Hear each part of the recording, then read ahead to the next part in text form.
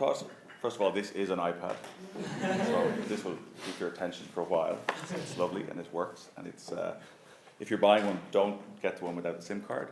So don't get the first one that comes out, wait for the next one, because when you find yourself in an airport in Italy and you try to find a Wi-Fi signal and you have to buy the Wi-Fi in the airport, I'm sure you've had the experience, it never works.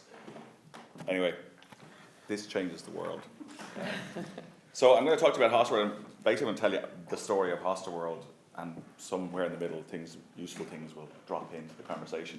I know this story, and therefore feel free to ask a question. You probably won't throw me off completely. It was 10 years of my life, so I'm probably pick up where I left off. So if you feel the need to ask a question, please do. Just a little bit of background on me. I'm a self-taught computer programmer first. I went to Kevin Street. Gary is here somewhere. He also didn't attend class, and I failed every year for, I think, 6 years until they threw me out. And then I started a software company because that's all I could do. So I never really had a job. I worked in Smurfit's as a contractor for 6 months, and then I started to hire people and built a company called Raven Computing, which, if there are any legal people, the barristers of Ireland still use that software to do their fee management because their fees are slightly different. They're also larger than most people's other fees. And so I started with one-off software projects, so writing a database system for a society or whatever people wanted, and then got into product. So the Barristers of Ireland and timesheets, so we had Coretime.com, some people might use it. It's the biggest selling software as a service product for doing time and billing in software companies, architects, engineers, anyone who sells time. Great product. Sold that company to Sage in 2004. In the meantime, I'd started Hostelworld.com, and I had 2 horses running, and really it was a case of I have to get on one of the horses, and Hostelworld looked like it was going to be infinitely bigger than Coretime. Even though Coretime, we modeled it on Salesforce, and Salesforce went on to be substantially bigger than Coretime ever was, and Coretime's opportunity was there, but it was a bit early for people to start putting their data into the cloud, if you like, in terms of software as a service. You might put your leads, but you certainly weren't putting in all your invoicing, all your billing. We were a bit early, and that has been a theme, I suppose, in terms of things that I did. We kind of went a bit early, and sometimes we're too early for a market that then matured into saying, yes, I will put my Salesforce contacts and my time billing stuff onto the web. Somewhere in the middle of all this, because Ireland's a small nation and you basically switch horses every other day, I call it keep kissing frogs, eventually you'll meet a prince. And so I was in every industry. I did meat companies, I did Irish Times training, still one piece of software that I wrote. I wrote a piece of software that would recalculate your bank interest when they were robbing us. Remember when they fiddled all the numbers? That was going to make me millions. I think we sold 100 copies at €100 a copy, so that was another failure. But basically I knew that, having started at 21, starting this company, that, number one, I was never going to be treated with any kind of respect to go a proper beard or something like that. So I would have to be 25, 26 before I made any money. But I knew that if I could just step into different industries and the value, the same way as consultants or accountants or whatever, you get to see how different industries make money. It was a very valid time for me. We did hostels, sold a product called Backpack, which was a front desk management system, same as when you go into a hotel, you check in, but a hostel slightly different. Hostels have different things to worry about. They have mixed dorms, so you've got boys and girls. That's not a parameter in your hotel room, whether there's boys or girls in the room. There are also 6 in a room like this. You could have value this. You could have 12 beds, and each of those people are checking in and checking out on different days. So it's a different way of doing things. So I wrote this product called Backpack, which we sold for between £5,000 and £10,000 to the hostels that would take it, and eventually we ran out of inventory. There were just no more hostels who could afford to buy it in Ireland. We'd done a little bit in the UK, and Coretime was the new thing, time and billing software as a service. So we'd kind of given up on hostels. It's like the Barristers of Ireland. You sell 1,000 barristers to your software, you run out of market, and the same software doesn't necessarily work in a different jurisdiction. So then the web came along, and I saw an opportunity, which was if we just, instead of selling the software for $5,000-10,000 a copy, if we give it to the hostels, and in return they gave us inventory to sell, or access to inventory. So we didn't have to buy the inventory, so we'd say, how'd you like this piece of software? The way you've got 4 people on reception, we'd probably take one of those people off reception. You'll save the cost of that person by using better, it was a very good product. And in return, you give us some beds to sell. So that worked pretty well. We started in 1999. I think we wrote the software sometime between February and August 99, we were writing software.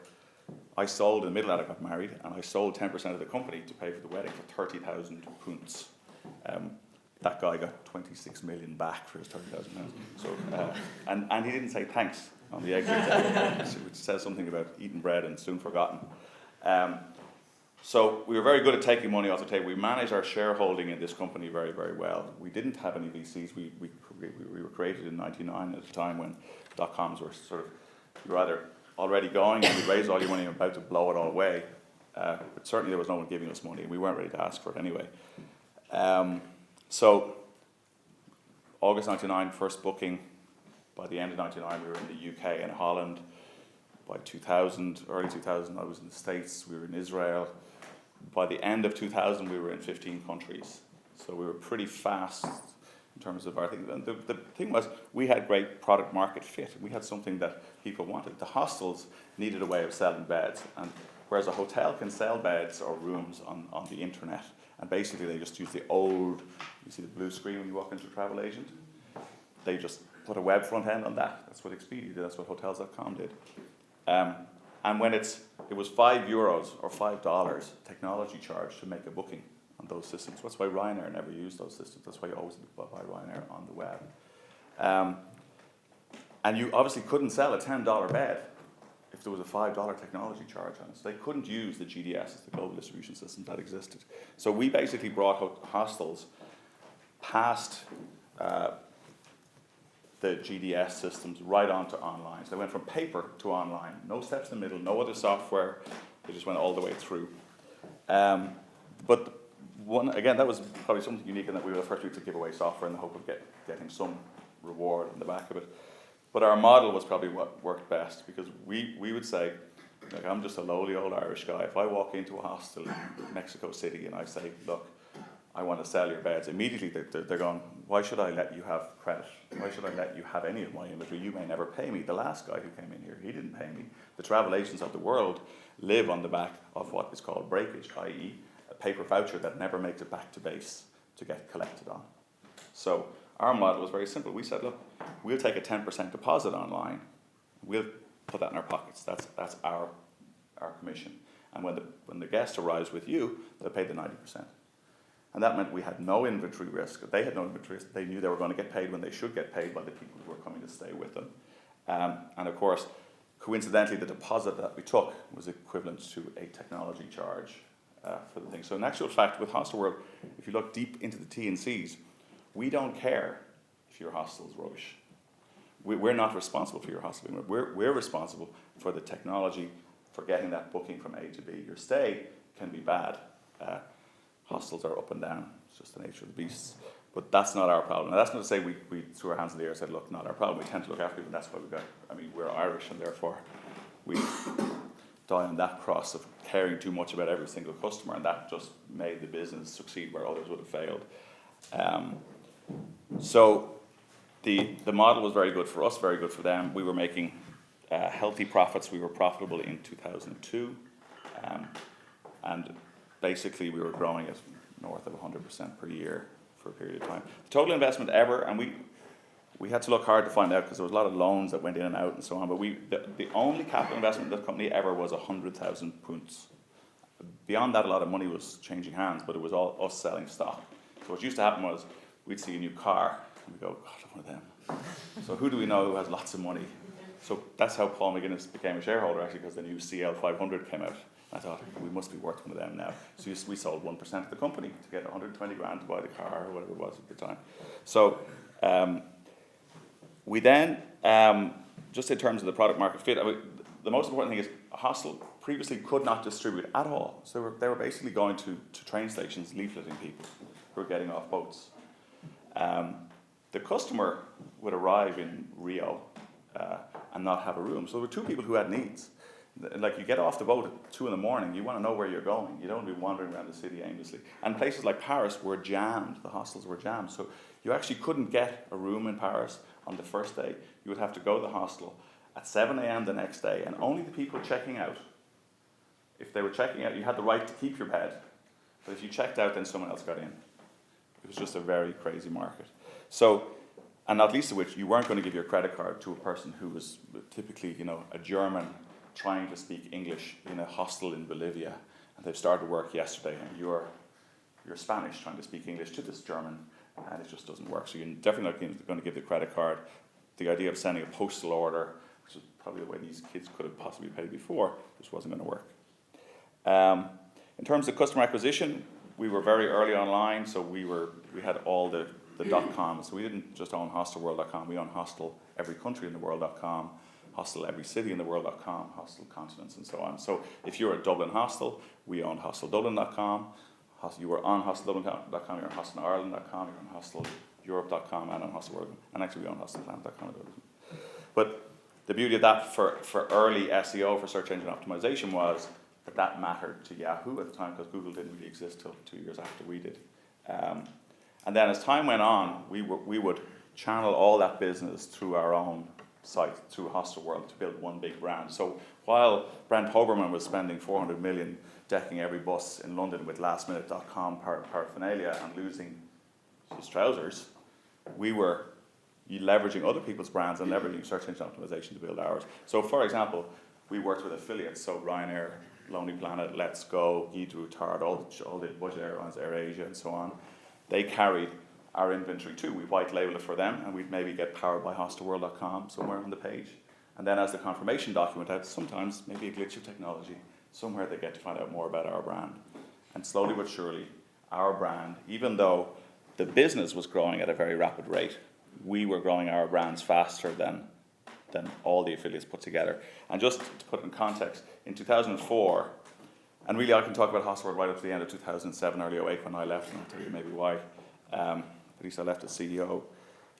In 2004, 50% of our business, or more than 50% of our business, was coming through affiliate sites from the Ryanairs and so on of this world.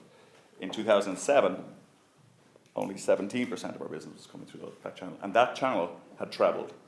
Same number of people. So that channel had trebled, but ours had gone 8x because of the way we were better at marketing, better at SEO, and better at using our brand.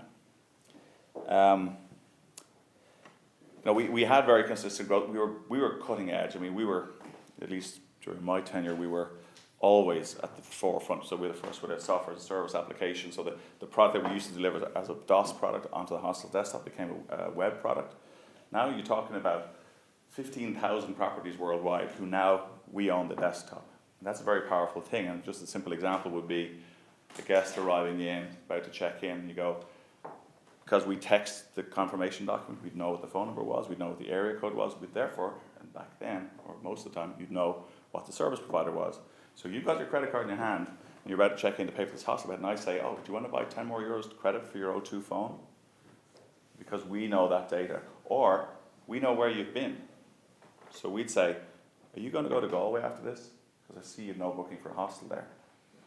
That person in the hostel is now selling our inventory and getting commission back. So they were getting $1 to sell our beds for us. So we had real people almost as agents. In terms of the growth and margin, I mean, we were very strong about it, but probably the most amazing thing was our EBITDA margin, or net profit, if you like, margins. We were running a 65% our EBITDA margin all the way through, never dipped. And those who are longer in the tooth and better CEOs than I will say, business running 65% EBITDA margin, A, will attract new people into the industry because that's just great margin, and B, is he really that visionary? Shouldn't he be spending more? That EBITDA margin is indicative of someone who's not spending enough on R&D. But the reality was, we had bootstrapped the business from the 100,000 euros or pounds, 127,000 euros. We were taking risk, but at a technology level, by trying out new things. We launched Boo.com. We bought the greatest .com failure ever and rebranded as a travel review site. But there was really nowhere to spend the money unless you started to play with pay-per-click on Google and start to spend more. So we were spending 6 million a year on Google pay-per-click, and you could have said, well, if your margin's that good, why don't I spend 12 million?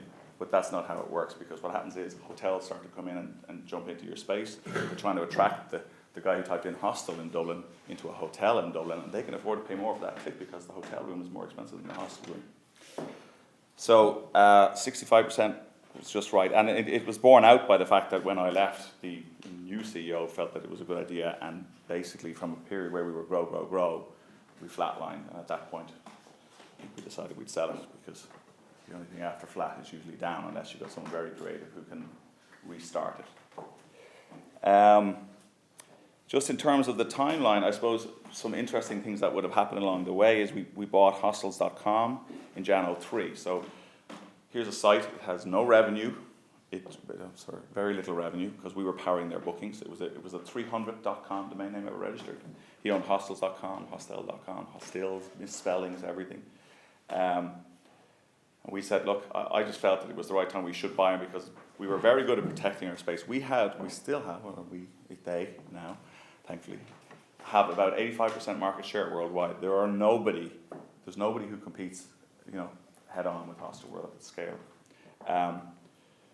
But I felt that if we didn't own hostels.com, there was always a risk someone else would get immediate big brand bang, and therefore, so I said, look, we'll buy it. And we had no money, because it was, we were still bootstrapping the business. And on Christmas Eve, I sent the guy a mail saying, I will buy sometime before Christmas, I said, look, I'll give you $1 million for it. And this time now, this is .com crash time. No one's spending $1 million on the domain name, because that's effectively what it was, a very poor directory listing. And he told me a story about how it was like a car that he personally restored himself, and really it meant a lot to him and his family. And this was something he was very, very passionate about hostels.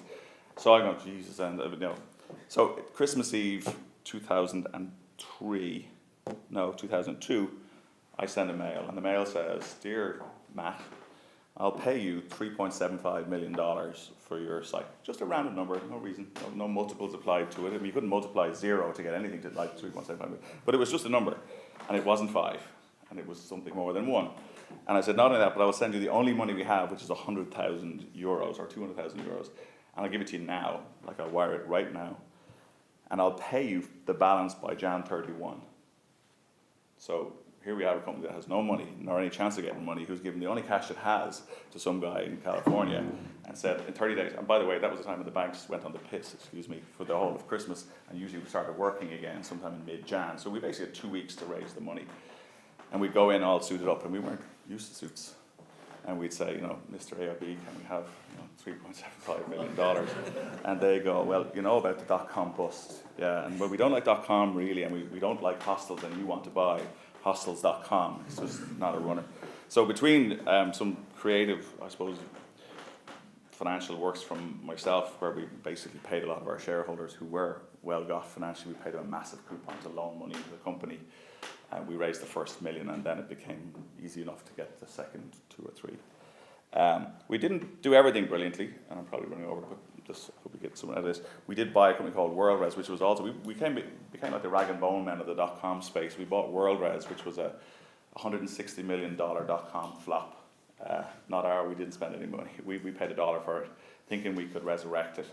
And it was a hotel company, and they used to run places to stay.com. It was the third biggest. It was Expedia, Travelocity, and Places to Stay. They had sold the brand to somebody else who shall remain nameless, but tanked it. But we were left with the technology and all the contracts for 60,000 hotels. And we thought we can apply our model into this business, into the Hostelworld model, the 10% down. We can bring all the efficiencies and so on.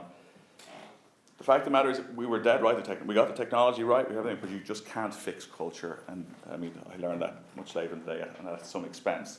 This company was of a different mindset to us. They weren't young and vibey and can do. They were basically, how can I stymie this happening? And also it was an industry that wasn't welcoming. We were talking about an industry whose technology started in the 70s with old airline systems that were converted over and managed to work with hotel rooms. So, bottom line, we couldn't change it. It was more that we couldn't change the people. We wrote great technology. We ended up selling it for a small loss. But it was fun. I suppose, things that happened along the way, I mean, you can't really account for the kind of culture that we built.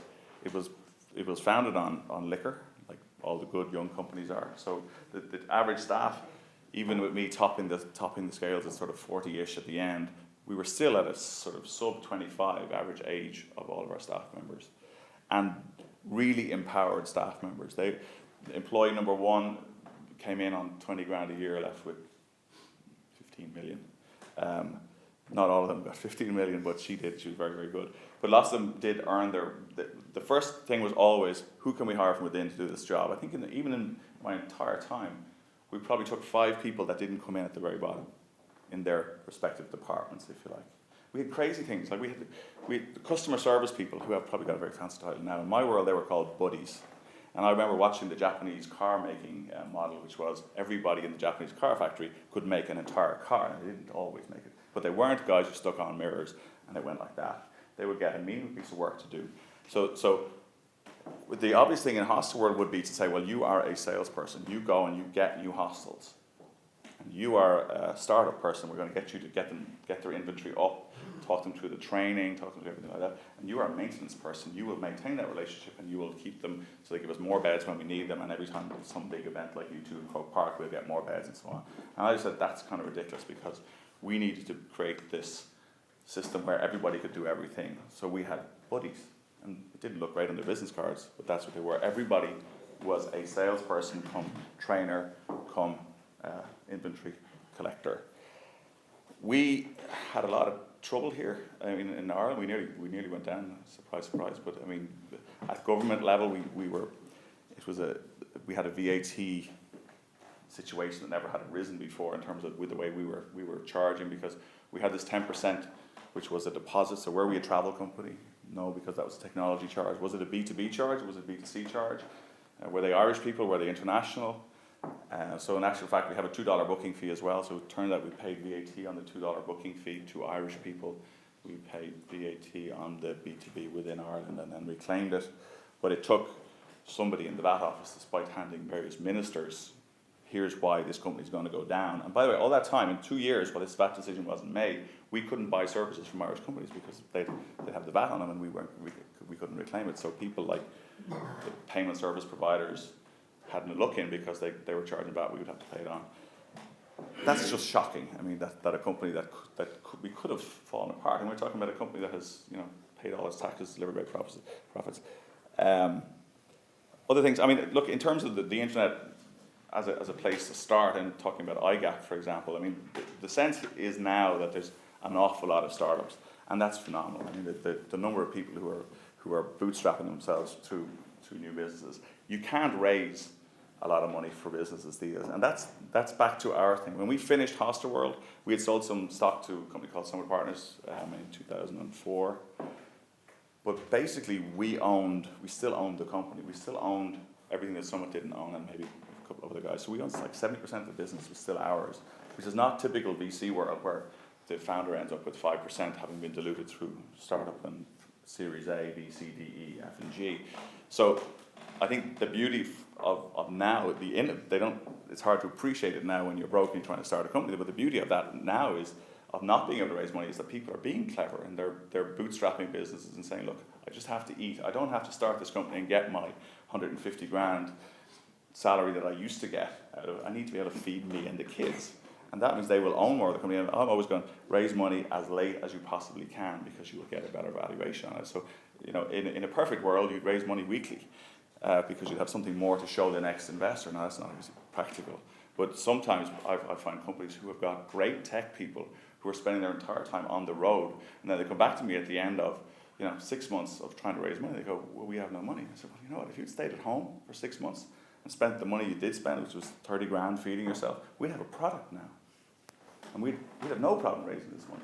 And that's just shocking to me that some of the old school .com startup rules are still applying in a world that there is no money in.